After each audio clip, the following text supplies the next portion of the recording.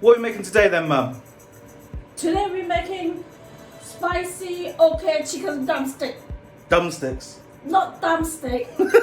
Drumstick. Drumsticks. Yes. You're going to need 10 to 12 drumsticks, 5 tablespoons OK sauce, 5 teaspoons of granulated sauce, teaspoon of garlic puree, 1 chopped whole onion, half teaspoon salt, half teaspoon of MSG, 4 dessert spoons sugar, 1 tablespoon dark soy, 2 tablespoons Chinese rice wine. Mix together, coat and refrigerate for an hour.